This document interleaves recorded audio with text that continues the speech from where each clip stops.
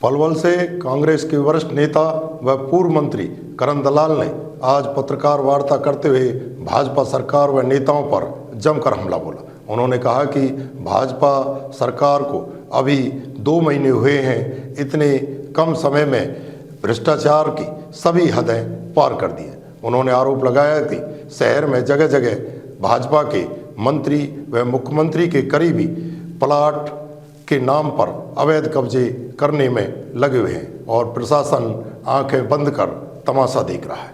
उन्होंने कहा कि जिला उपायुक्त को उन्होंने दरखास्त लिखकर कार्रवाई की मांग की है। इतना ही नहीं, दलाल ने कहा कि इन शिकायतों को वह ग्रीवेंस की मीटिंग में भी शामिल करने की मांग करेंगे। पलवल से कांग्रेस के वरिष्ठ नेता एवं पूर्व मंत्री करण सिंह दलाल ने अपने आवास पर प्रेस वार्ता को संबोधित करते हुए भाजपा सरकार और नेताओं पर जमकर हमला बोला। उन्होंने कहा कि भाजपा की सरकार को अभी 2 महीने हुए हैं, इतने कम समय में भ्रष्टाचार की सभी हदें पार कर दी गई है। उन्होंने आरोप लगाया है कि शहर में जगह जगह भाजपा के मंत्री व मुख्यमंत्री के करीबी अवैध प्लाटिंग के और अवैध कब्जे कर रहे हैं। प्रशासन आंख मूंद कर बैठा है। उन्होंने पलवल जिला उपायुक्त को दरखास्त लिखकर कार्रवाई करने की मांग की है। इतना ही नहीं, दलाल ने अपनी इन शिकायतों को ग्रीवेंस बैठक में शामिल करने की भी मांग की है। हरियाणा के पूर्व मंत्री करण सिंह दलाल ने कहा है कि कुछ लोग सोहना रोड पर जिला प्रशासन व सरकार के साथ मिलकर बदनीयती से गैर कानूनी तरीके से करोड़ों रुपए की बेशकीमती सरकारी जमीन, जो कि 12वीं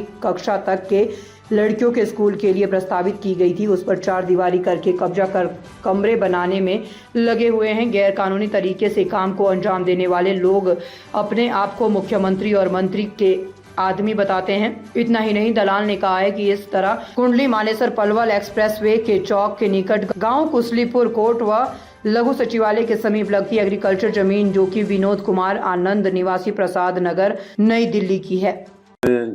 सरकार को बने हुए और 2 महीने से भी ज्यादा हो चुके हैं। लोगों को जो सपने इन्होंने दिखाए, डर और भय खत्म करने का ढोंग कर रहे हैं। भ्रष्टाचार जो पिछली सरकार में हुआ करता था, अब उससे भी बहुत ज्यादा आगे बढ़ के भ्रष्टाचार का बोलबाला हमारे तमाम इलाके के साथ प्रदेश में बना हुआ है। और उसका नतीजा आज मैं आपके सामने ये 2 बातें संज्ञान में ला रहा हूं, और ये दोनों बहुत महत्वपूर्ण बातें हैं हमारे इलाके के लिए। जब बाढ़ ही खेत को खाने लगे तो उस खेत को कौन बचाएगा? नई सरकार बनते ही पलवल के अंदर जो सोना रोड पर सरकारी जमीन, कई एकड़ जमीन है, और उसमें गरीब लड़कियों के लिए +2 का स्कूल प्रस्तावित है, वहां लड़कियों का स्कूल बनाने का फैसला बहुत पहले हो चुका है। भूमाफियों से उस जमीन को पहले बचाने का काम हमने किया और वहां +2 स्कूल बनना था। लेकिन नई सरकार बनते ही वहां असामाजिक तत्वों ने 4 दीवारी करके उसके अंदर कमरे बनाने शुरू कर दिए हैं, और मुख्यमंत्री का नाम लेकर के कि हम मुख्यमंत्री से मिलकर के आए, मुख्यमंत्री ने कह दिया है कि आप कब्जे करो। मंत्री का नाम लेकर कि मंत्री ने कह दिया है कब्जे करो। तो ये भाजपा के छुटभइये नेताओं ने जो लोगों में चुनाव के दौरान जहर फैलाने का काम किया था, अब उनका असली घिनौना चेहरा आपके सामने आ रहा है। जो ये दरखास्त मैंने लिखी डिप्टी कमिश्नर को है, लेकिन मैंने ये फैसला किया है कि एक कॉपी तो मैं इसकी सीएम विंडो पे लगाऊं, जिससे नई सरकार के सीएम की हैसियत का भी पता चले कि वो लोगों के हितों को बचाने में कितने सार्थक होते हैं।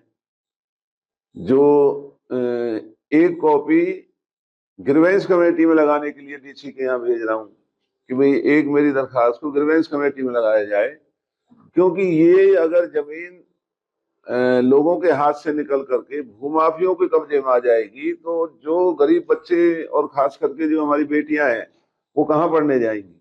और कहाँ गई सरकार की ईमानदारी, कहाँ गया इस सरकार का कर्तव्य, कहाँ गई इनकी जिम्मेवारी? सारी प्रशासन सो रहा है, लूटने में लगा हुआ है लोगों को। और भाजपा के ये गुनहगार लोग स्कूलों की जमीन पर कब्जा कर रहे हैं, तो उसके लिए डिप्टी कमिश्नर को ग्रीवेंस कमेटी में मेरी दरखास्त लगाई जाए, वहां जाके बताएंगे। और सीएम विंडो, वहां पर भी हम दरखास्त लगा रहे हैं, जिससे कि इस जिले के ये बेईमान अधिकारी ये सोई हुई नींद से जाग करके अपने कर्तव्य को पूरा करें और लोगों की जायदाद को बचाने में सार्थक। दूसरी मेरी दरखास्त वो भी डिप्टी कमिश्नर के नाम है। जिस सचिवालय को हमने इतनी मेहनत और लगन से इतना सबसे सुंदर सचिवालय बनाया था, अब उस सचिवालय से थोड़ी ही दूर पर जीटी रोड के ऊपर भूमाफियों ने, जो अपने आप को मंत्री और मुख्यमंत्री का आदमी कह करके वहां प्लॉटिंग करनी शुरू कर दी।